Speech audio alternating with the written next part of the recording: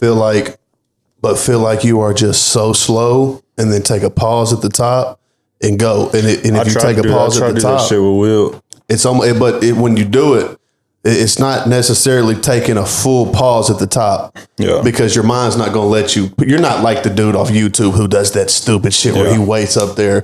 But if you think about taking it slow back and pausing, it's not really a pause, but it gives everything time to sync up and shit. You know what I'm saying? And you fire your hips so fast when you swing. That's my whole damn problem is when I take a full cut and like try to hit it, bro. My fucking hands and everything so damn quick. Yeah. I get out of sync. That's what I'm saying, bro. There should never be a time, unless it's a situation where you and Will, me and you, hell, even us three, say me and Will go up first and we hit one right down the fairway. Then you can fucking, then you can really go after one and just mess around and see, 5 times out of 10, you'll square one up, Which is crazy, bro. Like I've been like swinging, I've been swinging so fucking hard on my drives, and I have been fucking bombing them bitches. I'm talking, it ain't left, it ain't right. I'm talking, it is bitches. Like when I went with Miles the other day, like they was like, they said like, oh, do I play? And I was like, man, the best I've ever shot is an 88. Yeah. And they said, oh, okay. I get up they were playing from the whites, get on the first tee box, and I was damn 8 yards from driving the fucking green. Like, oh, you little sandbagging piece. They was like, oh, okay. And then I got up there and I chipped one for like 2-3 feet. Yeah. Pick it up for bird. Yeah. They're like, yeah, fucking 88 my ass. I'm like, bro, I'm just saying. First off, I'm not used to playing from the white. So, yeah. But no, it's just what my dad told me, and it really changed my game. Really, an old head told me, he said, look, this game is about smooth. You can see these dudes in the pros, looks like they're not swinging hard. You know what I'm saying? And these balls are going. They said this club, it's almost like a baseball. Like if you swing hard at a baseball, you'll connect 3 times out of 10. But if everything is so form based, like we were talking about earlier, when you're talking pitching, like everybody throws different, but the mechanics are damn near the same. Yeah. Like it's almost like if you're a 3/4 guy here, and you're teaching, and then there's another kid you're teaching here, like. Once their plant foot lands, regardless if he's here or here, it should all be the same, regardless of where it is. Same thing with a golf swing. If you're the short guy like Rom, if you're a guy who takes it, all the way back like Tiger used to, it doesn't matter. Like John Daly, you take it all the way back. When they get to that impact, it's all the same. Yeah. You know what I'm saying? So if you can. And, we got loft and we got all that other shit working in our favor. It's not like you have to swing hard to hit it far. Because most of the time when you swing hard, it's going to pop straight up. You know what I'm saying? So it's all about just smoothing. You know what I'm saying? And we're baseball guys. I can't, when I was in college, I'm a guy who, when I warm up, even if we're on a knee, like I'm throwing. I can't throw easy. I'll throw it high. I'll throw it low. I'll throw it left. I can't. That's not how I operate. That's why I never could throw BP.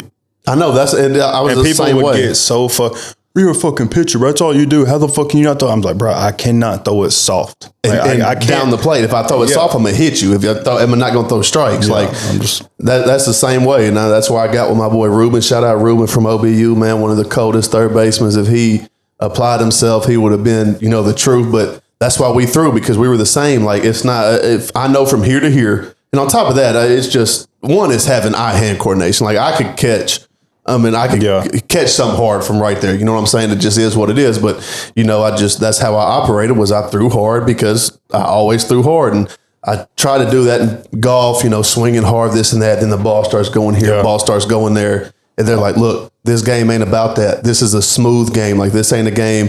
That's why you don't see fights on the golf course, because this is such a smooth, relaxed game. You're not uptight, swinging hard, this and that. You know what I'm saying? So I will say with my irons, though, I went back to 10 finger. No, Ty, bro. I'm telling you. I've been hitting my irons the last 4 weeks so much better than I did all last year, bro. It's not, but bro, and Will he was like, bro, I don't know. He's like, you might just be that motherfucker. You're that weird dude. He said that just uses 10 finger, because he told me the same. He's like, bro, you're not going to be able to play. I'm just like, bro. And I even swung. He was like, I can just feel the club in my hand 10 times better.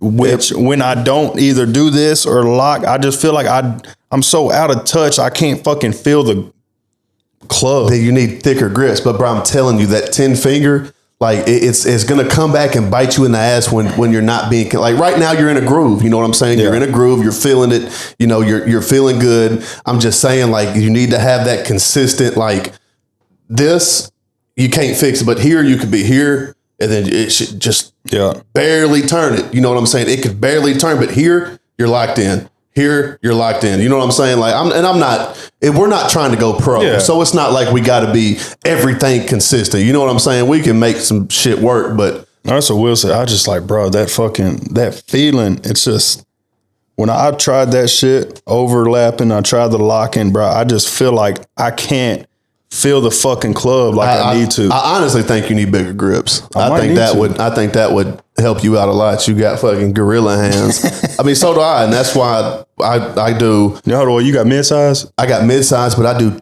10 wraps of tape. See, that's what dude told me. So it's like an extra large. Like I want to go to those Bryson DeChambeau grips, not the huge ones. Yeah. Not the damn cucumbers. Yes. They hollowed out a fucking pickle and put on no that shit. bitch. They put that, no, but I want to go to I need bigger. Like it's just pause, like no Diddy. You know what I'm saying? Like I do got a homeboy that's got because it goes small, like medium and the jumbo. Yeah. Dude's got the jumbo grips. Yeah. Bro, I swung his irons one day. They did feel fucking good. It feels good. It's just like, it feels good to me. And I know we're rambling. I know we're ranting. That's what we do on From the Sandbox. But the thing that, like, I could do it on my, say, 7-iron down. Yeah. You know what I'm saying? But when I got to the 4, my 2-iron, like my long clubs where I'm hitting 200 in, that's when I was like, okay, now I don't feel as confident, and I don't feel as confident. So I've been thinking about this summer and this spring, I'm going to definitely piddle around and play with the grips. I'm going to probably get like 2 of them, 2 of the big jumbo ones, put them on my wedge and maybe my 9-iron and see what happens, and then see if I want to go, just buy them one at a time through to where I don't feel comfortable, because I like them. And my dad's got one on his 9-iron and he loves it. So I'm going to try it out. I mean, the grip thing, when I'm using my driver, I fucking overlap that bitch. It just feels good. Then on my irons, bro, I just fucking 10 finger and I hold my grip. Bro, it feels so much fucking So you better. Overlap on the driver. Yes. But you and 10 lap. My driver, 3-wood, and hybrid, I overlap. It just feels good. But my irons, bro, like, I don't know. Guys, look, if y'all don't understand how weird that is, and you just don't really, like, I've known this dude 20 plus years. This is a weird dude, but if you don't understand how weird, bro, how weird that is. I feel like me and Will sat at the range for, I guarantee, 3 hours one day. And I think we went through 3 buckets. And I sat there and I told Will, I was like, bro, like this overlap shit, and I lock and I tried everything, and I just feel like when I do it, it's just like my hands just roll every fucking time. But it's like when I got that 10 finger, it's like my hands, it stays back square. I can feel that bitch. I mean, like I said, with us recreational guys, it's all about feel, like whatever you want to do. Like Will said, he said, you could just be, he's like, there's a dude in the PGA did it. He said, you could just be that weird. That one dude. I mean, he said, you could just be weird as shit. He's like, if it works for you, I ain't going to tell you to stop. Because, and like I said, I ain't trying to go out there and be like, oh, I'm trying to shoot 60 every day. Like, bro, if I can go out there and shoot upper 8s consistently, bro, I'll be a happy fucking camper. You gonna get to a point, because I got to that point where I was shooting consistently where I was, and I'm like, bro, I gotta get better. I don't want to keep doing this shit. Like, it's gonna get to that point, and I think once you get to that point, you need to start focusing on the littler things, like the grip, your alignment. Like, really focus on alignment. Like, go out there on the range with this alignment stick, and really, okay, I'm aimed at here. I want to, I'm aimed here. I want it to fade this much. Where do I aim to fade it this much? And just mess with. Like, it'll get to that point. But right now, man, I'd say just do what you feel. Learn how to score. Like, with you, even if you mess up a drive, mess up a chip, or mess up a second shot, when you get 100 in, you need to really die. Like, that's where you need to focus on, that's where you need to focus your shit at. You know what I'm saying? So say you go up drive, boom, mess up, boom, little, I'm not worried about it. Cool. Punch out this and that. But when you get to that 100, you need to be like, okay, line up. Where am I aimed at? Okay. I'm aimed here. I feel good. What am I going to do? Where do I want to land it? You know what I'm saying? Really dial in, focus like that. Cause what really gets me too is when I get to the green, I never give myself a chance to get like that par putt, I got a chance, but that par putt is fucking, 25 fucking feet. That's what I'm saying. Still on the green, but I'm fucking impossible to fuck. I mean, damn near impossible to get. You got to lag it up there, this and that. You got to lag that bitch up there, and then I fucking miss that putt, and it's just like, it just makes it harder on me, because then once I lag it up there, if I lag it up there, it's still 9 feet. That's a long putt. Now, I'll tell you one more thing, and we'll leave it on this. What you need to start doing is keeping your score, but keeping your stats too. How many fairways did you hit? How many putts did you get? How many greens in regulation? Because then you'll realize, okay, look, I hit 10 fairways. Cool, I'm good with the driver. I hit, 8 greens, 10 greens, 11 greens in regulation. Cool. But I had 40 putts. You know what I'm saying? So then I'm like, okay, I need to go this putting green, get 20 in, and figure out my speed on 20 in. You know what I'm saying? So it's a little shit like that. And that's the little shit that helped me too. I got these things, them little Arcos things you put on your clubs. I played with them for like a year and a half. And I said, look, I need to work on 80 yards in. Yeah. You know what I'm saying? And it changed. Shit, last year after work, I'd go up to North Hills and sit there and putt and chip. And I got pretty damn good at chipping and putting at the end of the last year. You putt pretty damn good. I ain't even going to lie to you. I be going full retard sometimes out there. It happens. But yeah. Shit, we all go full retard. Like I told Will, I was like, you can go a little retard as long as you don't wear that helmet. Exactly. As long as you don't put the helmet, you can have the helmet. You can always bring the helmet with you. You know what I'm saying? Just for backup. Put it in the cart and leave it in the cart. But once it goes on the head, once your ears start ringing, you got to put it on. That's when you're like, okay, let me calm down. Let me breathe. Boy. But guys, welcome back to another edition of From the Sandbox, man. We appreciate y'all for being here. If y'all rock with us, be sure to tap into From the Sandbox Sports on every social media platform, Instagram, Facebook, tedbundy.org. BarackObama.net, you know what I'm saying? Anywhere you can find anything, man, tap into us. From the Sandbox Sports on YouTube. Be sure to hit that subscribe button, notification bell, leave a comment, man, all that. We're dropping this like hotcakes, man. We might be a little late, but hey, we here, baby. Today, we got a full one. We're going to talk Mr. Rodgers, the friendly neighborhood man, Mr. Rodgers working out with a certain somebody. We're going to talk this Yankees scandal, I got one thing to say about college baseball. And then we're going to talk college baseball. So we're going to get into all that, man. Is it just a broad statement? It's like a rule, I say. Let's pop it off with the rule then. We'll get into the games later. Pop it off with the rule. Did you see, I meant to send it to you, but I put notes in my phone. Did you see the Kentucky A&M game? Which one? The last game, Sunday. So pop it off. I didn't know that the NCAA, if it's 4:30, it's over. Game's over. Yeah, it's I over. didn't know that shit. Yeah. Granted, the game was 10-5. A&M was losing. It was over. Yeah, and they stalled them out for the win. Yeah, and the people are like, "Oh, is this Bush League?" I'm just like, it's Bush. But then to me, it's like, okay, if it's over at 4:30, first off, why the fuck is the game's not starting at 10 o'clock? Exactly. Why it shouldn't even be going toward 4:30. Yeah. Yeah. If it's the last game, start that thing at 11. Exactly. That's Sunday grudge matches should be midday games. Best time to do it. I mean, there ain't no reason that game should start at 1 or whatever. And expect to be done at 4:30. Yeah. I thought, do we gotta?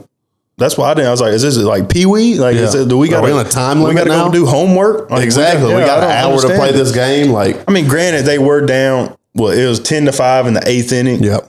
But a lot can happen in 2 innings in baseball. Exactly. Like, you can't tell me it's unpredictable. And I get where the A&M dude was mad, and I get the Kentucky coach. They were kind of chirping at each other, but I'm just like, NCAA, like, what are we doing? Exactly. Like, I know they got to go back and they say class, but really, who goes to class Nobody anymore? does, bro. Come on. With this NIL shit, and I'm not going to flip it towards the NIL. But since you said go to class, it's not. That's not what about they said it's for. It's not about that no more. They can go travel back and go to class. It's not about that anymore, man. These dudes are paid to play kids. They're, this is a amateur baseball. Like they're not worried about that. I think the 4:30 rule was to go along with the pitch clock, to justify the pitch clock. Like this should be, 3.5 hours, you know what I'm saying, to justify that. NCAA, I think that's the biggest hypocritical piece of shit I've ever seen. I think it's the most hypocritical organization in America. Now, if you're going to have one, bro, make it like, okay, a game can't go past 7 or 8 Exactly. PM. Like, Exactly. Bro, like 4:30? Yeah. Yeah. Like, bro, and people ain't even off work at 4:30. And I get the putting a limit on it because, I mean, to be honest, the game starts here. It's a 3.5 hour game. It is what it is. Three should be a good, you know what I'm saying? But what they do to Dan Lanning, that Oregon, Ohio State, he manipulated the rules, and what they do next day, they canceled that shit. They killed that shit the second everybody started talking about it. Kill it then. If they got a problem with it, if you got people manipulating this, and I wouldn't even call it manipulating the system. I understand it. You know what I'm saying? I'm 10-5. We're running up on time. I'm not about to throw 2 more guys out there in a 10-5 ball game with 25-20, and I'm just saying, say 15-20 minutes left. I'm gonna do what I can. You know what I'm saying? The pitcher was obviously looking at the clock, which, granted, if I was up there pitching, I'd be like, I'm gonna step off. Catcher, you come see me. Exactly. Then the pitching coach came out there and talked to them, and then they got mad. It's like, first off, it's 10-5. Exactly. What more do you want to do? Granted, yes, 2 innings, you could score 5 runs easy. It could happen, but you got to realize who you are, though. You're Texas A&M. You ain't won a series yet. Yeah. Like what do you expect? Like, I'm on the fence about it both ways. You could go, but I just don't. I think the whole thing. Okay, now tell me if it was this. Say it was 2-1. Oklahoma was winning against LSU on Sunday. Series is tied. Who comes out with that game? And it's 2-1, 8th inning. They're looking. Oklahoma's up there. Say LSU's got runner on second, then Oklahoma pitcher's like, oh, it's 4:28. Let me step off real quick. That's what I'm saying. Know what I would do. No, that's what I'm saying. Though, you put it in that perspective, like it's a game that matters. Exactly. Then what are you gonna do? Exactly. You just gonna give the game to Oklahoma because it's 4:30? Like hell no. Exactly. And I think that's where I'm on the fence about it because it is and if it's that case, if it's 4 minutes, 3 minutes left in the game and you're down by 5, it's a run rule. You know what I'm saying? Put a run rule in. You got to, 10 after 5 or whatever, 10 after 7? I think it starts at 7. 7, say it's 10 after 7. Say it's like the Oklahoma-Alabama game got rained out. I think it was like 6. I think they lost 8-6. Yeah, 8-6 both days. Because I think Oklahoma had a runner on base or something. Yeah. Or something. I believe it started raining and they canceled the game. Yeah. It's like we were talking about it. It's like, man, how they cancel? I was like, it was 8th inning. Yeah. So, I mean, that sucked. Like, we lost the series on it. It was 1-1, but I mean, you had a runner on base. You had some shit going maybe, but it is what it is. I think, and we'll switch after, and that was a great topic. I think that if they're going to go along with the with the time, and I mean, you got to look at the trajectory of the game. It's a 10, Kentucky put up 10 runs. So, 1 inning they had to, and if I haven't looked up the box score and I didn't even put it on the rundown because, it's a Kentucky, Tennessee. We're going to start doing big games now that it's coming on. But if they put up let's say a 6 spot, that's a 20-minute inning. That's a 25-minute inning. You know what I'm saying? So it could easily be a long. I mean, yeah, these games, but you don't know when that pitcher's going to struggle. This team's going to put a couple hits together. Exactly. Go deep in the counts. I just think if they're going to have that, the game needs to start no later than 11. Exactly, and have 4 hours to do it, and it's not. This is the one case that this shit's ever going to happen this year. I think they should just go away with it. They did the pitch clock, because, bro, like if they would have finished that game, how much longer would it have been? It'd have been an hour, 4:45, 5, maybe 5:30. Like it's not that much longer. You know what I'm saying? Yeah, so I don't understand the whole. I didn't know it was a rule until all that shit went down. And I saw the video. Yeah, and I was like, damn. In that instance, it's not fucked because. Yeah. It's a blowout. Yeah, exactly. They were beating them by 5, but then I started thinking, I was like, well, shit. What if you put 2 top teams together and that was. And it's a close game, grudge match on a Sunday. Like, What then? What you know? What I'm saying then, and I guarantee you, the NCAA, because they're what JB said, the non-caring assholes of America.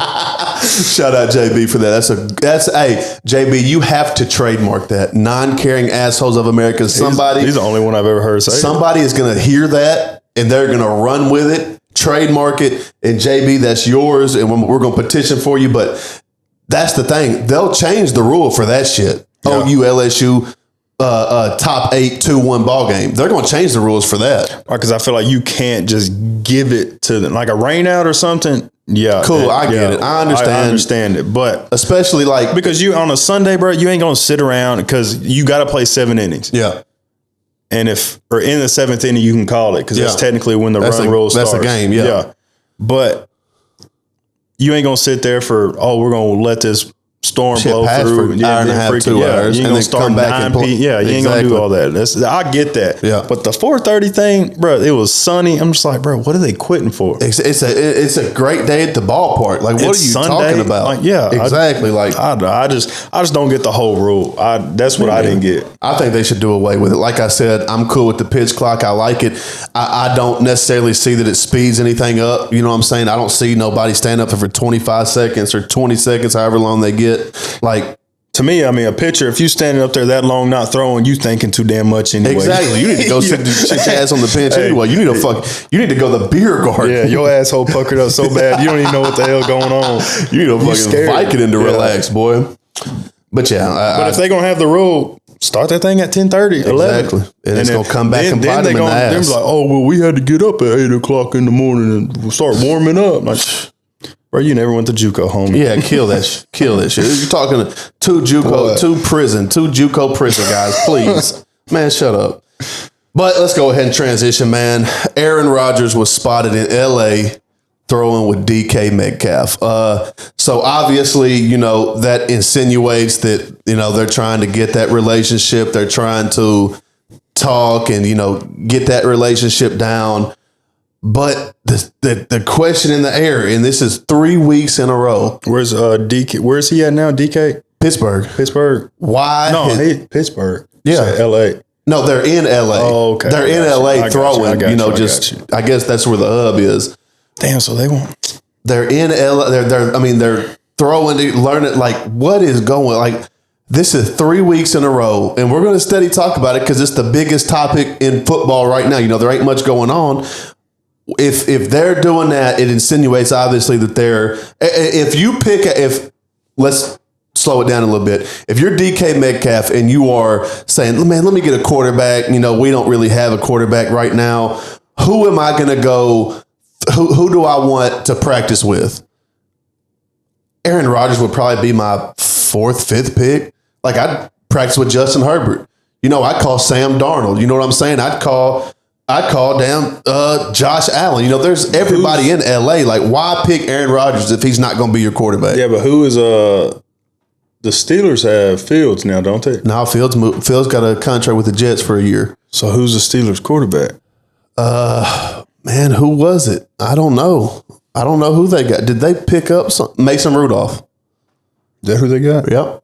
Mason Rudolph. I'm pretty sure they got Mason Rudolph. Like, why don't you throw a Mason? That's what I'm saying. Your quarterback. Exactly. So so in that instance, it obviously looks like it's going to happen, but what is this? Like, I don't understand the holdout. You got 1, maybe 2 left in you. So why not just accept this deal, whatever they're throwing at you, because you're not stressing for money. Bro, I was about to say, he's been in the league so long, he got money. Exactly. He got sponsorships. He's got a Super Bowl. I'm sure you get paid for that. Like, he's not stressing over money. I don't understand. And each week we talk about it, it makes me think even more like, bro, it's an ego play. Like, he's playing his ego, like he can control the league. I don't get it, bro. I don't get it. And, I wish... Maybe he's, I don't know why, but maybe he's fighting for money. Maybe he's like holding out, trying to get more money. I don't know. What more money ayahuasca don't cost that much. Percocets don't cost that much. That boy out there licking lizard back. Boy, in the woods. He's out there, he's eating them fucking raccoon, he's smoking raccoon claws. Like, God. That's free. Like, it's free. You got to do a little work to get it. You got to go catch the lizard. I mean, that's not that hard though. I used to catch lizards all day. Like, it ain't that hard. Like, I don't know, man. I don't get it. I don't understand it. I don't understand what's going on. Nobody, and the crazy part is nobody's saying that. Like, everything is so closed lips, and I get it. Loose lips sink ships, but what could be going on? Like, I don't get it, man. It's so crazy to me. This is one of the most wild off seasons I've seen, with everything going on, guys going where they're going. Like, why would the Browns get Kenny Pickett? Like, Browns getting Kenny Pickett, Giants getting Russ and Jameis. Like, I get it, a vet with a vet backup, cool. But I don't know, man. I don't get it. I think, Aaron needs to make a decision. I don't know when OTAs start. I think that's summer. Is that spring? I think it's summer. It's summer. Yeah. Well, I mean, we're steadily approaching it. Like, they got to have a deadline. I think OTAs is got to be like after the draft. Oh yeah, after the draft. Yeah, that's true. Which is 2 weeks. Yep, 2 weeks. I think it's the same week as the Masters, or maybe a week before or after something. I know the Masters is Easter weekend, maybe the 20th or something like that. But I don't know. Maybe they're waiting to see who they get in the draft. But I think they got like the 20-something pick. Like, who you going? You're not going to get a quarterback at 20 that you want. You know what I'm saying? So yeah, I mean, quarterback plays in the draft this year is down. It's dog shit. Like, I could see them maybe. I could see and just now thinking about it, I could maybe see Aaron is waiting to see who they draft. If they draft an O-lineman, get an O-lineman and add some people, add some protection for him. Maybe he could say, like, okay, you got some protection for him. I'm not going to go out there and kill myself for one more year. Yeah, he's already fragile. Exactly. I'm not going to go out there and suicide bomb myself. You know what I'm saying? So did that 2 years in New York. Exactly. And it almost ended his career on a bad note, too. He's lucky he come back after that Achilles. Yeah. But I don't know, man. I think he needs to come. I think either the Steelers need to hard nose him, say, look, you got till here. I'm not going to keep on playing this game with you. I'll mess around and go get Kirk Cousins. You know what I'm saying? I'll go get someone else. Like, it's not like you're the end all be all. So I don't know. We'll keep on it as the months go on, weeks go on. We'll steady keep it, in the topic of discussion just because it's there. We base our show off football, so we got to keep that football in there. But transition to baseball. Speaking of the time rule, what do you feel about this torpedo batch? The Yankees go into the Brewers, they sweep them, they outscore them 34-14. That's the third highest in the series in MLB history. What do you think about the torpedo bats? I mean, I didn't see nothing. I mean, basically, and let me preface it to the audience. Basically, it's got a longer barrel, not a longer barrel, but it's a longer sweet spot. I feel like, yeah, it's more. They take it from the handle, which is for the handle technically is from the knob to the watermark. In professional bats, they'll have the handles here. They'll have a foot and a half up. They'll have a opening in the paint. And they'll do an ink test. If the ink goes straight down, the grain straight down, that means it's a good bat. That's technically the handle right there. So they take some girth out of the handle. It's not they're elongating the bats. They're not adding more weight. They're not swing like it goes deep, like swing. What do you call it? Swing weights, like golf clubs. You know what I'm saying? Yeah. They're just taking mass from the handle and putting it into the label. That's where you want to hit label up. You know what I'm saying? That's basically what they're doing. So say they'll have 6-7 inches of more barrel. You know what I'm saying? And people are saying it's cheating, this and that. I think, I don't think nothing wrong with it, honestly. I don't think nothing. And then, I mean, as long as if it's still a wood bat, it ain't corked. It's just like, bro, it's just different. It's just a wood bat. Like nobody said nothing when De La Cruz and them came with that counterbalance at the bottom of the knob. Now they got them big old knobs to where it's counterbalanced. Nobody said nothing when Mookie and them come out with that axe. You remember that axe handle? Yeah. Man, people lost their mind for that axe handle shit. I was like, bro, like even if I guarantee, I mean, yeah, the sweet spot might be a little bigger, but bro, just because you got you just got a juiced up cork bat. Yeah. Say I give it to Joe Blow on this. That don't mean he gonna hit fucking tanks, man. Exactly. These guys are throwing gas, man. And I get it. The game has changed. These guys are more acclimated to this speed, but that shit's still hard to hit. Like, okay, if you're gonna outlaw these torpedo bats, outlaw the what's the ball program where these guys are gaining so much speed? You talking about what is it? Smith program? Not the Smith program. Man, what's that program called? Not Flex. If you wouldn't have told me, I could have told you. It just because I did that shit. Yeah, y'all did, too. And it works. Yeah, it like if you're gonna outlaw that program, outlaw the outfielder's gloves that are 12 inches long, outlaw all this other shit. Like, and if you're not gonna outlaw it, put Barry Bonds in the Hall of Fame. That's bullshit. Put Pete Rose back in the Hall of Fame. Like, that's another discussion for another day. Like, I don't understand why people are crazed about it. Like, okay, Aaron Judge hits 4 home runs, Jazz hits 3. Jazz uses the torpedo bat. Guess what? Aaron Judge don't fucking use it. He said he never will. I mean, too, also, Judge hit what? Damn, 50 home runs? Exactly. Like, it's not like it's some wild shit. Like, it's like he hit 0 his career and just all of a sudden hit 4. No, he hit damn 40 exactly. last year. At that point, then you're like, okay, it might be this bat. But, man, look, what casuals don't understand, and the ones who were saying, Dave Portnoy, and shout out Dave Portnoy. I like Dave Portnoy as a person. I fuck with Dave. When he goes to the sports shit, he's so... Man, I really like it. You could tell Dave didn't play no damn exactly, sports. Or I really hate it. And at this point, I really hate it. And on top of that, he's a Boston fan. Of course, he's gonna hate. But you got to realize, like, okay, I got my sweet spot is bigger. Yeah. What about your handle? What about if you hit one off your hands? If you got a regular bat, okay, maybe you can poke one over second base. Maybe you can poke one over third base. With this small handle, you're not poking. You're not poking it, and you're not hitting it on the sweet spot 100 times out of 100. Yeah. You know what I'm saying? You still have to get the sweet spot. Okay, maybe you hit it on the sweet spot. You do add a couple miles per hour. You go from 95 off the bat to 98. Cool, it is what it is. You still got to hit the barrel. Yeah, you know what I'm saying? Like, as dudes throwing. Say Paul Skeens 102. Exactly, bro. Like, you can't tell me you're not going to tell me that a hitter, these guys throwing 102, 101, and on top of that, Skeens throws a 92 mile an hour slider.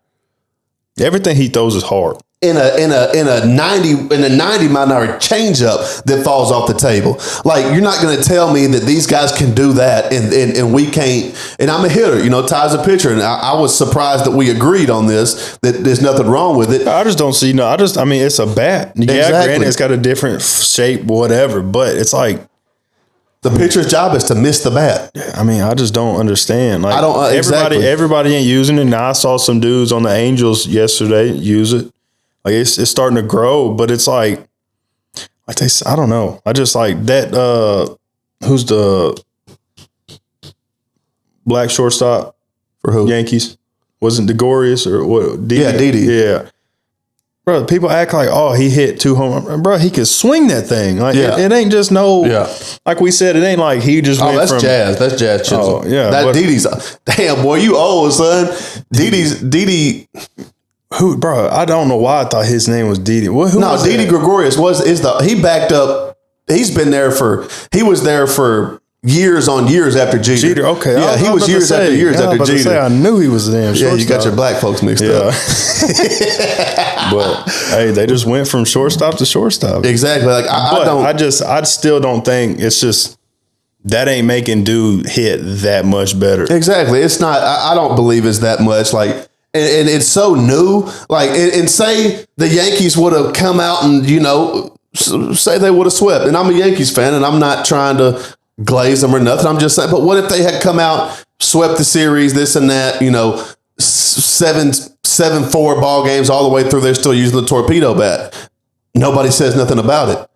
Because they had a good day at the plate, and 3 of their guys, who hit bombs, use the bat. The one who doesn't, arguably one of the best hitters in the league, doesn't use it. Like, I don't get it, man. I was thinking, if they're going to look at it, look into it now. Don't wait till the middle of the season. Exactly. Hey, if you're going to do it, test them things in a facility and see. And if there ain't nothing wrong with it, let them use it. Exactly. Like, who gives a shit? And if it is outlawed now before these playoffs start, because then you're going to cause more shit. Like, because they got to get a handle on it if they're going to do something, which I don't think they should. But because more and more teams are starting to use them now. Yeah. I mean, it's like you said, it's just like, and I feel like it's just like the helmets in football. You know, all these new helmets, all these new, gloves and basketball, you got the new shoe, you got shoes that support ankles better. You got, I think it's integrations of all new. And on top of that, bro, baseball needed something new. Which I feel like it's like, I know it's not a metal bat, but it's like, to me, it's almost like a 1-piece bat and a 2-piece bat. Yeah, composite. Yeah, exactly. It's like, it's the same bat. It's just a different form. It's just like, I don't know. I think it's the same.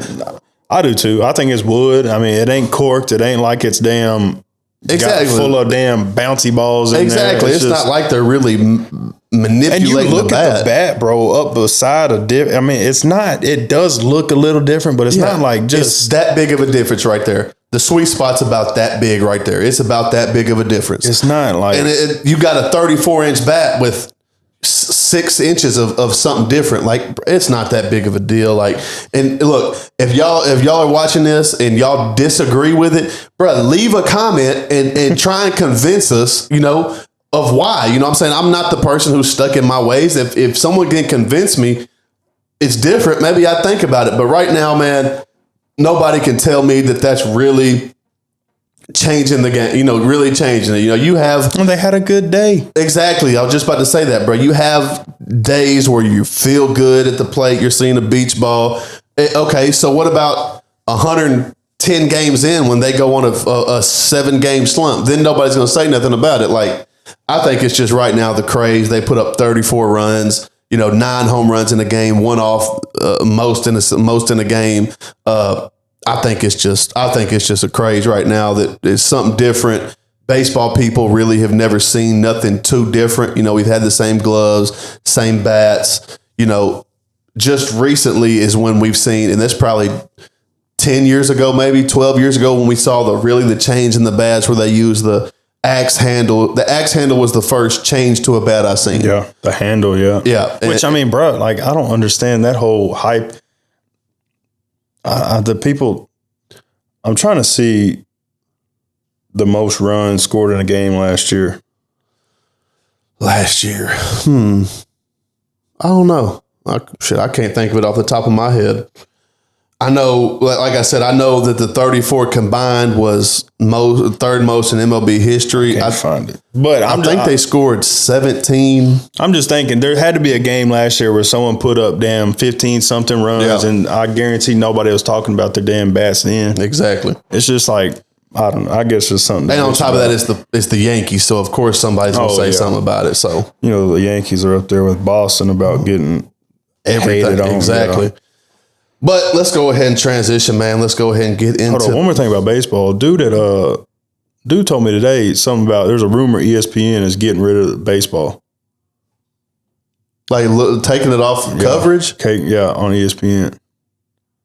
I'd have to look more into that. I'm thinking bro, most games are CBS games, Fox.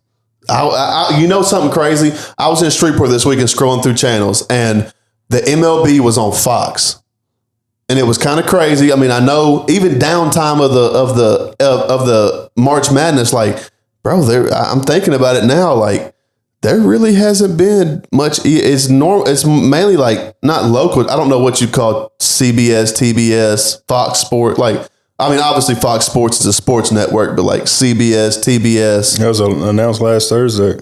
The ESPN coverage of Major League Baseball games will conclude at the end of 2025 season. Damn. We got to save that because I don't want to dive into it because I don't know shit about it right now. I just save that. Dude told me today. Save that and we'll talk about it next episode so I could do a little research about it. But like I said, man, let's go ahead and get into this SEC baseball, man. Look, I understand there's more conferences, there's more teams, but we are down south. Arkansas, SEC, is what we're going to cover. You know what I'm saying? Especially baseball, who, you know, it's hard to watch all these baseball games. It's a little bit easier for football because each conference has their dominant teams. Baseball does too, but nothing compares to SEC. So we are, until the regionals, we're going to strictly be SEC baseball. I just feel like baseball, from a whole conference perspective, there's a lot more spread out, better teams than football. Exactly. So in this, we're going to cover SEC. And, you know, now that we kind of see where the season's going, we're going to stop, you know, because we're not just a baseball. If we were just a baseball program, we could cover every game. Yeah. I'm not going to cover, you know, A&M right now. I'm not going to cover Florida right now. I'm tired of. You got to think, they got 3 games every single weekend, plus LSU and Oklahoma games. And Exactly. It's just like, bruh. Exactly. So we're going to cover the big games. And, but, you know, speaking of that, man, my biggest takeaways from this week, my big one is, and we've talked about it these past couple of weeks, man, is what's going on with A&M and Florida, man. Florida and A&M, 2 perennial SEC teams. You could even throw South Carolina. I think South Carolina's hovering maybe around 500, but 2 powerhouse teams. Probably the 2 is of late Tennessee, but you know, LSU, of course. But as of a baseball as a whole, man, that's 2 of the best jobs in sports. In college baseball is a Florida Gator and and Texas A&M, and they are combined 2-16 in SEC play. 2-16, man. Yes. Like I said, like we're always going to say, we are baseball guys. I have never seen some shit like this. I don't know what's going. In Florida, you know, I still got a little faith in Florida. Florida has athletes. They still, you know, Florida is they got hit with a little bit of injury. Yeah, exactly. Florida is almost there. I feel like Florida can click, take a couple series here and there, and maybe sneak by the SEC and get into a regional. But man, A&M is gone. Yeah, A&M, that coach gonna be gone. Yeah, you know, and I get it. It's hard. And as a first year, it's his first year coaching, a head coach. Yeah. Mike Ely, he was the hitting coach last year, for a couple years, but you know, it's tough having the pressure of, you know, number 1 recruiting class, preseason number 1 as a first year head coach, because you know you got guys like Jay Johnson and Paul Maneri and, you know, Tony Vitello, who can been around the game so long they can get everything they need out of their start, you know, out of their, you know, when you see a Tennessee top ranked recruiting class, you know, like, one of these guys are going to be coached to the T. You got to be worried about them. You know what I'm saying? You know, if you know the top recruiting class is going to a Tennessee, Georgia, like, they're going to get the most out of these guys because these are legendary coaches like Jay Johnson over there at Georgia,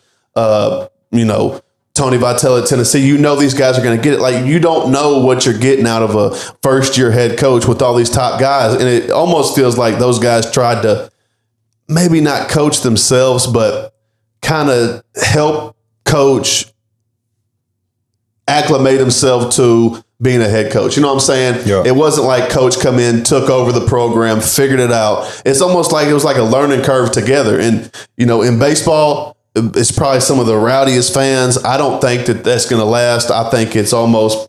I think too, some people just aren't head coaches. Exactly. It is what it is. And I think that Ely has found out the hard way that, you know, not everybody's a head coach is a sad thing to see. And on top of that, he's seen all his peers, like, you know, Jay Johnson. Man, what was not Jay Johnson? My man over there at Georgia, our pitching coach.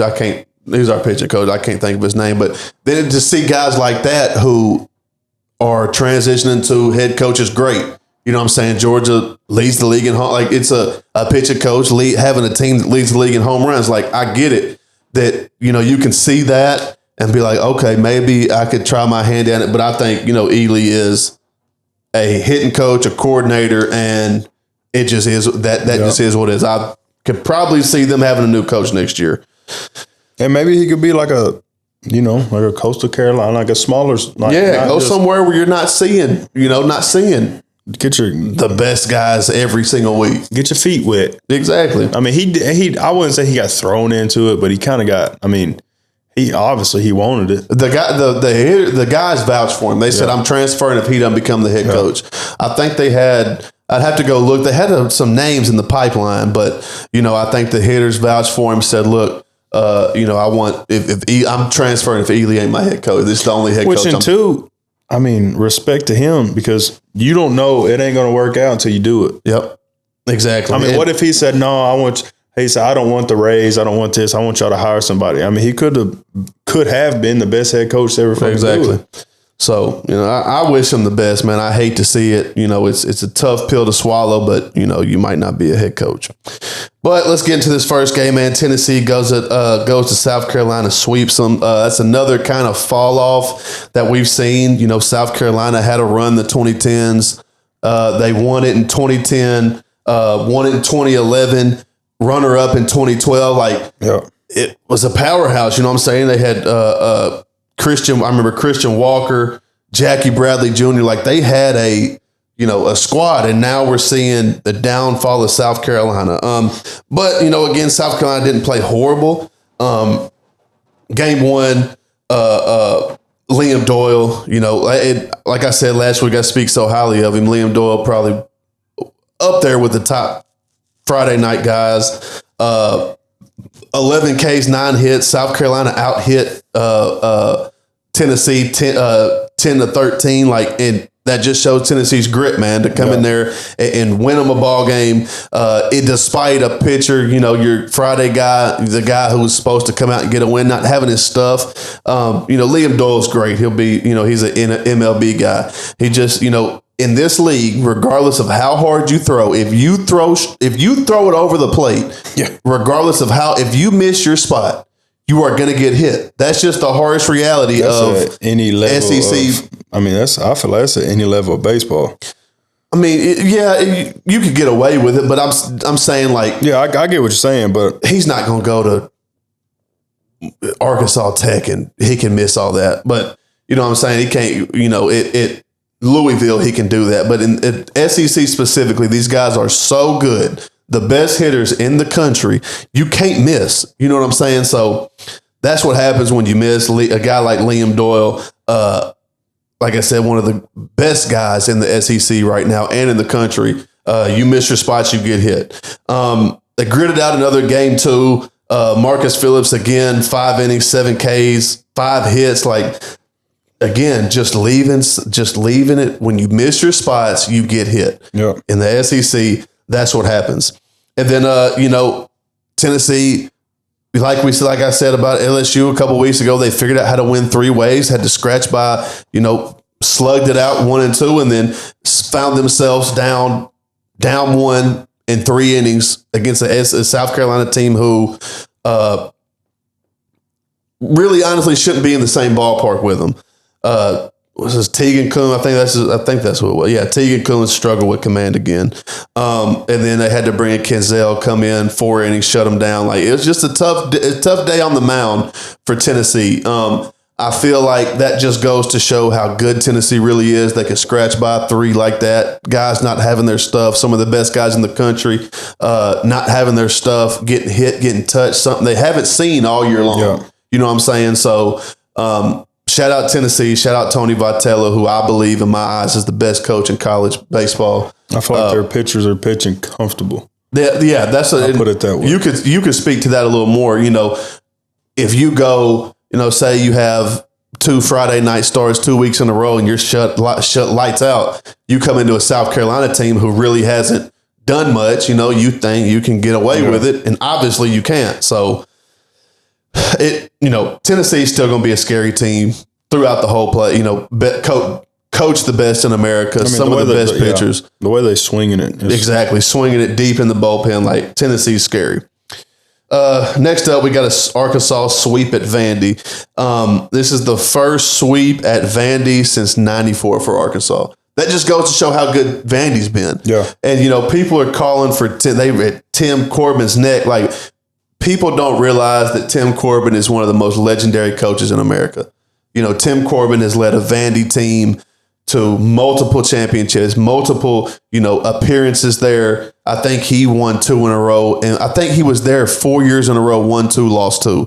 But the last, bro, even growing up for us, I think the last 10, 15 years, you think of Vandy, you think of College World Series. Exactly. Easy. Always. It's always easy. a lock for him. And I'm glad you said that, because this is the new day and age that, Tim Corbin has been a guy who is going to, one, demands lights out from his pitching, and 2, had some of the best pitchers in the country.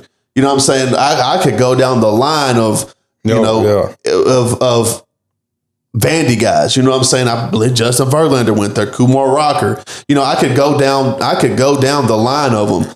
And you just think about, like, growing up, it was like nobody knew anything about Vandy besides baseball. Exactly. They suck at every other sport they got, but baseball team's cold as shit. Yep.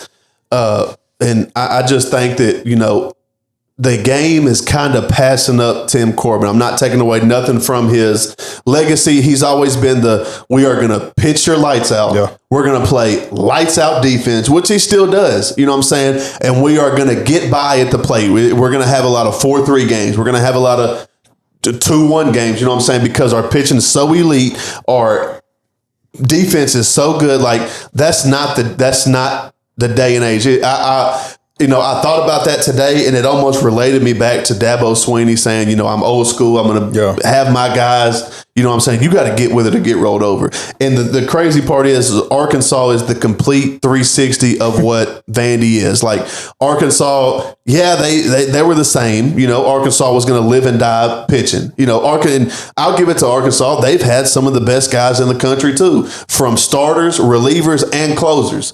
You know what I'm saying? Arkansas has had I would say starters and closers. I wouldn't go relievers. Okay, yeah, we'll go starters and closers. Like, they've had some of the best guys in the country. Yeah. You know what I'm saying? But what did Arkansas find out?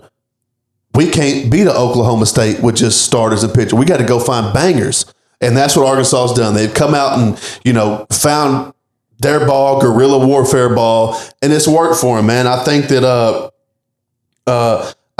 Arkansas, as much as I hate to say it, I'm saying, I'm not and we're going to preach this every time. And I'm only preaching this to about 10, 15 people, that I'm not an Arkansas hater. I'm not going to rock their shit. I'm not going to wear it. I'm not going to root for them, but because I'm loyal to my team, but I give credit where credit is due. Arkansas is arguably has an argument for one of the best teams in the country. I think they're sitting at 2 or 3. The 1, 2, and 3, Georgia, Tennessee, Arkansas could all be the number 1 team in the country right now. Which, our shit, that's what kills me about Arkansas fans. They want to bitch about Dave Van Horn. Shit, the last 10 years they've been in there. Exactly. And granted, they live and die by the long ball, but that's y'all's game. That's their game. It's just. Yep. And if you're going to do it, you got to do it. Yeah, exactly. And they're getting now in this past weekend, they live. They live and die by the long ball, but they piece some things together. They got good timely hits. You know what I'm saying? This was the first weekend I seen Arkansas do a squeeze play. Yeah, exactly. They're putting. That's what I'm saying. I ain't seen that, and then I couldn't tell you how long. I know. Well, they've never had to. So I think Arkansas is putting it together. When they finally get it together, that's going to be. And Arkansas's never not been a team where we're like, okay, this team ain't making it to Omaha. Yeah. They've always been an Omaha team, but this team has a really good shot of being in Omaha. That takes me back to, what's my man's name? Connor Fennell come out 10 Ks in 5 innings. It still couldn't get it done. You know what I'm saying? That just goes to show that Vandy is old school. They can't produce runs at the plate, and that's what you got to do. A guy with 10 Ks through 5 should never lose a game. So, I think, like I said, Vandy needs to take the Arkansas, needs to take the Georgia route and find some bangers because, keep your pitching. Exactly, but you got to find some hitters, man. Where would you think Vandy ranks home runs in the SEC? We got some shitty teams. Kentucky, Missouri. Where would you Probably think Vandy ranks? bottom 5. Dead last. Yeah. At 23. I'm going to leave it here. Georgia leads the league in home runs. How many would you say Georgia? If just guessing, a raffle, what would you guess Georgia's home run total is? 76. 79. Bro, just that dip right there goes to show the difference in where you got to be at the top of the league and where you got to be at the bottom of the league. Vandy can match up. If you put Vandy's pitchers, starters, and relievers on Georgia, the best team in the country, and they have an argument for the best team in the country anyway, and they're starting to figure it out a little bit. You know, I'll talk about Georgia, but if you put that rotation there and you switch Georgia's hitters with, okay, let me rewind. If you take Vandy's pitchers, put them on Georgia, and you take Georgia's hitters and put them on Vandy, this is a completely different team. Yeah. You know, the pitching is cool, but if Vandy had bats and had their, say you keep up Saturday guy, but you keep relievers and closers, Vandy's a top 5 team right now. You know what I'm saying? So Vandy's just missing something. I'm tired of people talking about Tim Corbin needs to go. You know, you're telling me that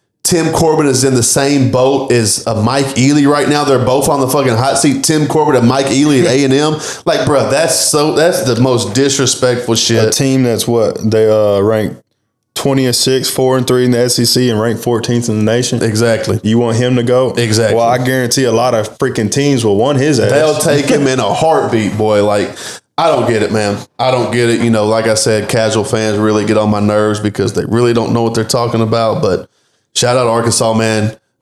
That was for J-Day. J-Day, if you watch this, I told you I'm not an Arkansas hater. I give credit where credit's due. Hold that. Next, we got Georgia. You know, this is the weekend of sweeps, man. And hold on, before you go, and you Arkansas fans, we ain't hating, but it's you damn fans that piss us off. At least piss me off. That's all I'm gonna say. It just, bro, I don't hate on Arkansas, bro. I hate on the fans of Arkansas because they dumber than shit. Exactly. Dumb as shit. We ain't gonna veer off. But we have, like you said, I had a ticket to the Razorback game tonight. I wasn't going. Shout out for the ticket, but bro, I'm not going. Exactly. Like if they was playing, you know, somebody worth the damn. Where are they playing at Dickie Stevens. They're playing at Dickie Stevens tonight? They're playing Grambling. Damn, bro, I'd have went. Shit, I wouldn't. I'd have sold that ticket. I'd have bought that ticket. What? Tony's up there right now? Yeah, Tony, Dad, and Mom. They said, "You want to go?" I was like, "No, I'm straight." Bro, now honestly, like, bro, I would have went to the game. Yeah. I wouldn't have worn no Arkansas shit. Yeah. I'd liable to wear Oklahoma shit in there. But I ain't going to watch them play Grambling. Like, come on now. Yeah, I feel you. Now, if they would have said, "Oh, we're playing Oklahoma State" or "We're playing Oregon State," I was like, "Oh hell yeah, I'll go watch some good baseball." That. Yeah. I don't blame you. Yeah. I'd have rocked some Oklahoma State shit, though. Just to rile some people up. That's crazy, motherfucker. But next week we got Georgia sweeps Auburn at home. This was kind of where I was on the fence because this was a big opportunity for Auburn to show me something. I thought Auburn was going to come in. You know, Auburn is, middle of the pack SEC team. This was their chance to take one, show that they're right where they're supposed to be, and they didn't, man. They competed. I'll give them that. They competed all week long, but it just showed that it's levels to this. Georgia looks scary. And that takes me to my next point. Is Georgia the best team in the country right now? From their pen, I wouldn't even say they got the best starters. No, they don't. But that pen and that offense, like what more? Bro, I'd rather have the best pen in the country with some okay starters and closers. Can get you 3, can get you 4, can get you 5. You know what I'm saying? You know, keep me. Oh, you can spot me 3 runs. You know what I'm saying? I'll go with 3-2. I will say 80% of these teams in college baseball have starters. Yep. Closer. Yep. No pen. Exactly. And that's if you get in a game and your starter don't go 5, 6, 7 innings, a lot can change. Yep. Because once you get to that pen, I ain't gonna say a lot of them got a helmet on, but hey, a lot of them got a helmet. A lot of them. This is, you know what I'm saying. We said we want to leave the helmet in the cart. A lot of them brought the helmet to the mound and put it right where the rosin bag goes. They put the rosin bag in the helmet, exactly, just in case they really need it. You know, they don't want sweat in their eyes from the helmet, like they gotta. So yeah, shout out Georgia, man. Just absolutely swinging it. But that's the thing with Georgia. Like, they're hot right now. It's a little bit early. I know we're halfway through SEC play, but it can fizzle out. It can definitely fizzle out. Like, you know, a lot of long balls. You know what I'm saying? People are talking to me about that Arkansas game. People, we got the best. I'm just like, you do. Hey, but pump your brakes, bro. Exactly. Hey, don't get too hyped. It's just now April. Exactly. Calm don't down. get too hyped, because now if they started out slow and then they was doing this shit in the end of May, like going to the SEC tournament, I'm like, hey, y'all got some shit going on right now. Yeah. But hold on now. But yeah, man. And that ain't talking shit. They could keep this shit going all year and keep going, but it rarely happens. Tough. It's tough. Exactly. You don't see it much. And this is, you're going to start seeing better pitching too. Yeah. And speaking of pitching, great segue. I kind of want to throw this over to you. Georgia, to me, is, you know, I watch a lot of baseball. Like I said, man, I'll have 4 games going and 2 on my phone. I watch a lot of baseball.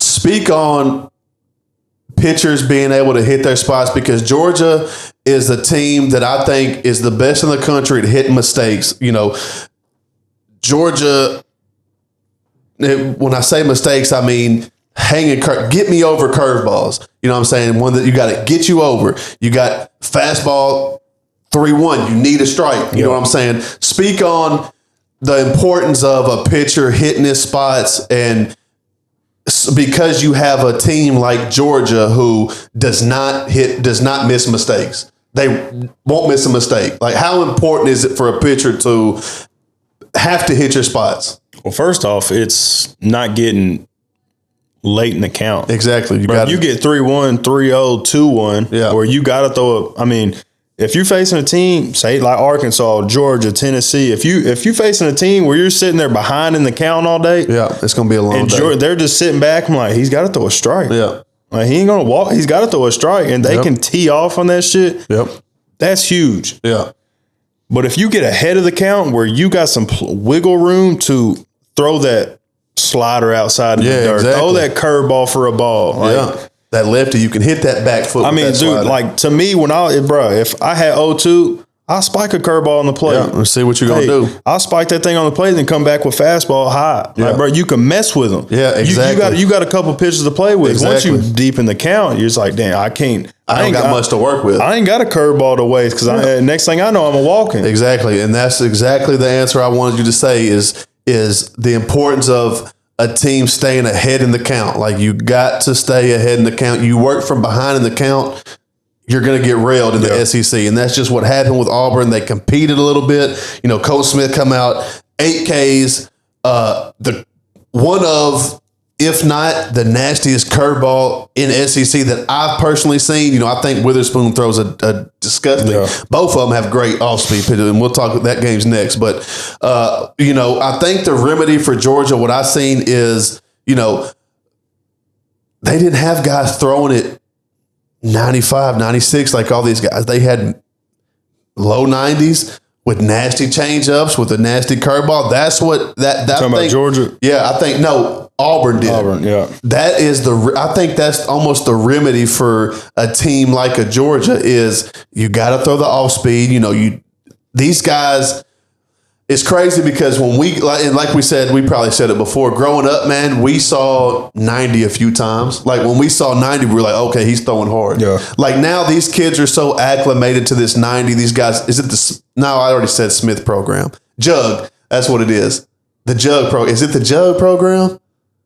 I'm about the Jug. I think the Jug's a type of the band.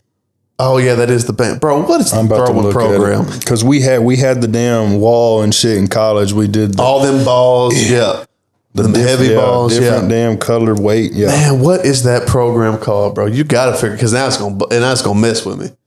God dang, I can't think of it, man. That's crazy because I know, and that's the crazy thing because I saw how much it really helped these pitchers. Like even I started doing it a little bit. You know, I played third and I always prided myself on having a really good arm. And when I did that, Is it called Palo? Or what is that shit? That's what these balls are called. Plyo. That's what it is. Plyo carrot. No, that's not what it's called. That's the ones we use. I know that's the ball, but the program is called, like the program of it is called something. I can't think of I have to figure it out. Drive line. That might have been it. I think that might have been the Driveline program. That sounds a little better. But yeah, I'm gonna tell you a funny story, and then we'll get to this next one. My coach at JUCO, he said, "Look, you got a great arm, you know." And he played at A&M. Jeff Hewley, you go look. He was a dog. He was really good. Played everywhere. He said, "Look, you got a good arm." I told him, like, man, he knew that I had the intangibles to be where I wanted to be. Yeah. You know what I'm saying? JUCO was a stop, and that's what he told me when I first got there. He said, "This is your stop. You have to get disciplined at the plate because you have everything that it takes." It was so, we go through, boom, I'm doing pretty good, this and that. He said, you need to show off that arm a little bit. He said, when we do in and out, when we take our backhand, I want you to throw it as far and as hard as you can into the stands over first base head. So I take that pitch and I throw it, bro. I was upper 90s over I'm throwing this thing as it's going up into whether it's stands, whether it's a net. Like, man, that was good times, man. Good time. We used to have our damn outfielder, or the last dude to throw home before outfielders left. Yeah. And they started doing in and out for the infield. Yeah. Out right fielder always used to come up and throw that bitch over the back of the net. He used to throw that thing in the parking lot, bro. I think it's so funny, man. And that's what he said. He's like, that shit, I would lose my shit every time he did that. That's so funny. But let's go ahead and get to this last series that we're going to talk about, man. Like I said, I'm going to talk about the LSU series on Tiger Talk along with LSU football program this weekend. So y'all do not want to miss Tiger Talk this week. Tough series for OU. I think it was probably the most entertaining series of the week. I was tapped in Friday through Sunday. Bama takes 2 or 3 from OU. Like I said, the most exciting series.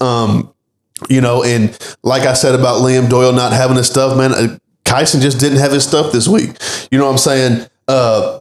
Game 1, he had 6 Ks, 3 walks, and that really just goes to show how tough this SEC schedule, SEC hitting is, man. I think, was it Jake LeBron or LeBron over there at Bama is probably one of the best players in the country. Yeah. Bama just had really patient at bats. You're facing game 1, you're facing arguably top 3 Friday night guy in the country. You know what I'm saying? And he's not a guy who really is a walks guy. And this is why I like Kyson so much. He's a swing and miss guy. Yeah. Some guys are hard, get me over, roll over type guys. Kyson is a swing and miss. He has major league stuff. You know what I'm saying? It's just. Yeah.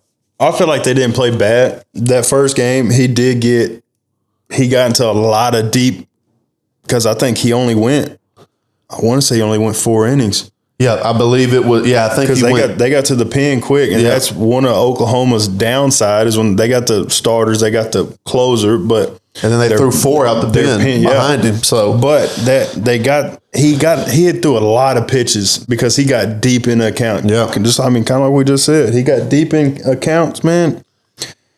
And then once they had to go to that pen, it was kind of. I wouldn't say they lost 8-6. I mean, they wasn't out of reach. It was just they had to fight back. Exactly, and with a team like OU, a team that's so good at the mound, good on the mound. Yeah. I think I'll talk about this in a second about Sunday, but if you get them on base, they can score in so many ways. I think that is. Everything has to match up. You know what I'm saying? Pitcher, you got to keep them in the game. And because you got guys who can hit the long ball. You know what I'm saying? Yeah. I like that little slap lefty. I can't remember his name. like you got some guys who can string stuff together to plate, but the pitching and the hitting's got to match up. Yeah. Because it's not gonna. They're not a slugfest team. You know what I'm saying? So they just get a lot of hits. Exactly. They're string hits together. They're good ABs. They're going to string an inning along. And Friday it just didn't happen, man. I think they ended with 10 hits, 7 through 9 combined for 6 hits. You know what I'm saying? That's not conducive to the style of ball they want to play. You know what I'm saying? You got to have guys getting on base. You have to have if you're 8, 9 guys get on, 2 through 3 have to bring him in. That's just the style of ball they play. They haven't had everything click in one series, one game yet. It's just been all like Witherspoon come out, he's dominant. Then it's like at the plate, it's slow. Yeah. Then it's like, Witherspoon has a bad game, which it wasn't terrible. It wasn't a good one, but he had a bad game. You still have almost 10 hits. Exactly. But you got to. It's just stringing them together, man. Yeah. Like I said, man. When I tell you, even in football, like OU is OU's not a team I want to see in a regional.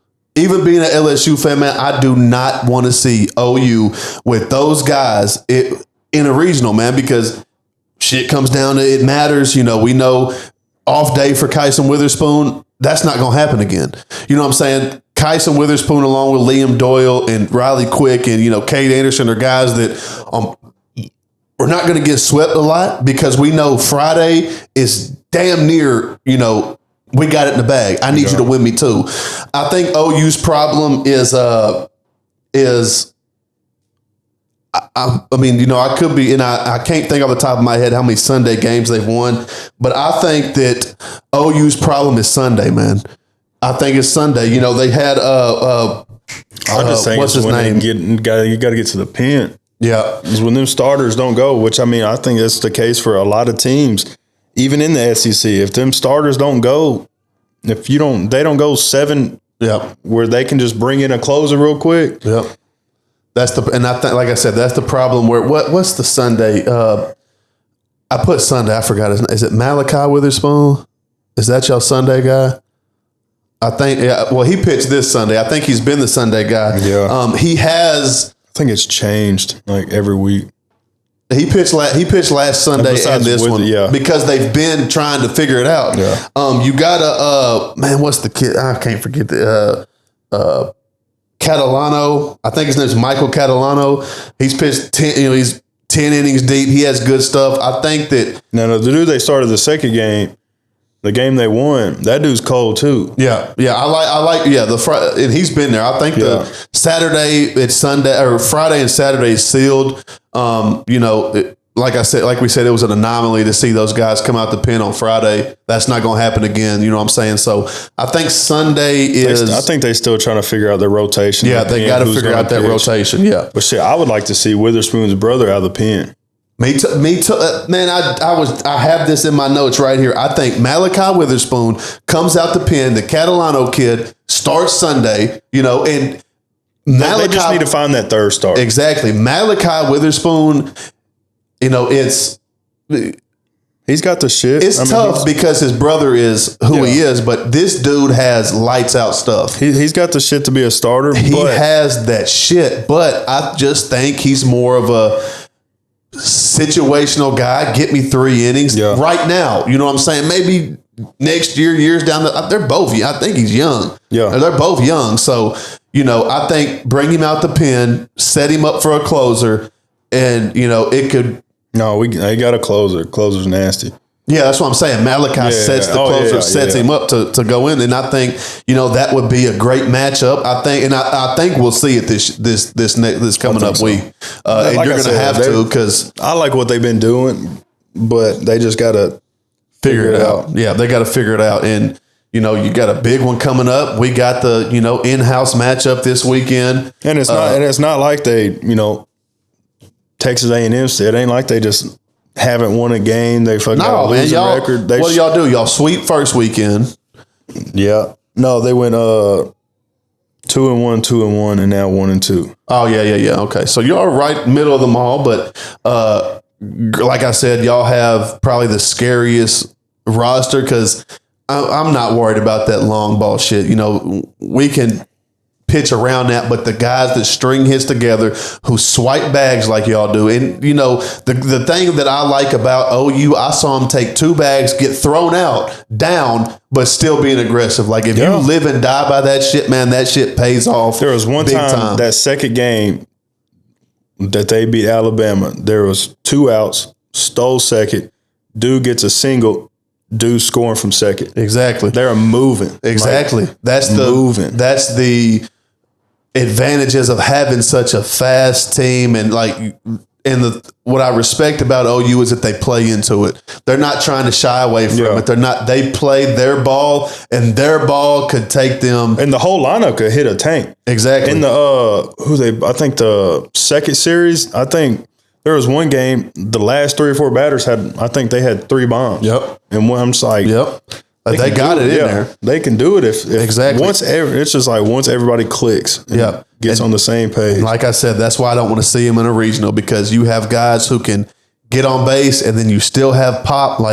That's a scary team, and that's someone you don't want to see. And as a pitcher, once somebody gets on base, they can say what they want. Oh, don't worry about them, bro. In the back of your damn mind, that you're thinking about that dude's over there. You have to look at him. You have to look at him every time. It's not like you have to pick off. You have to be quick with your release. You have to be quick to the mound. You have to keep him honest. Because I mean, if I come up, look at him, come up, I'm gone. Dude, 90% of these people are fast enough. They gone. I'm telling you, especially Oklahoma on that damn turf, they 10 times faster. Yep.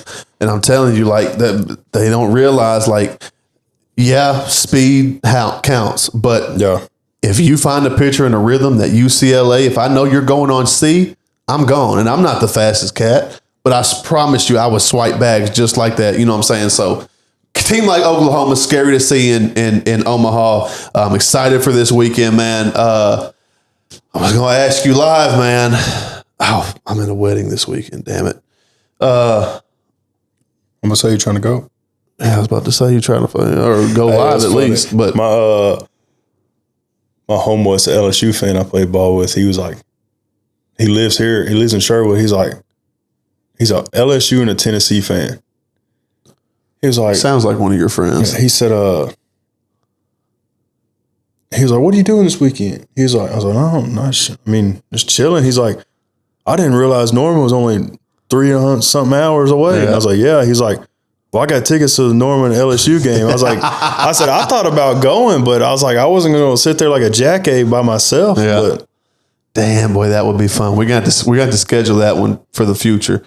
Definitely got to schedule that one. But yeah, that's going to wrap it up, guys. I appreciate y'all for rocking with us, man. Final Fours coming up. Championships coming up, man. Like I said, bracket guys, stay tuned. Ty, would you like to go live for the finals game? Could you make that in the plans? When is it? I don't know. I'm about to look. I think we need to fit a live in here somewhere.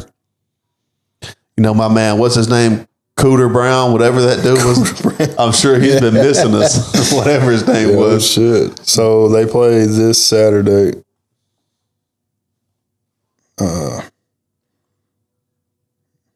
Let me look. See what damn. Let's see, man. I'd like to go live for it. We could, have a little watch party, this and that, man, like we did for the national championship. That was so much fun. We're going to have to schedule some lives in here, man. Y'all tap in. Let us know if y'all rock with the lives, it's man. on a fucking Monday. It's next Monday. Damn, it's next Monday.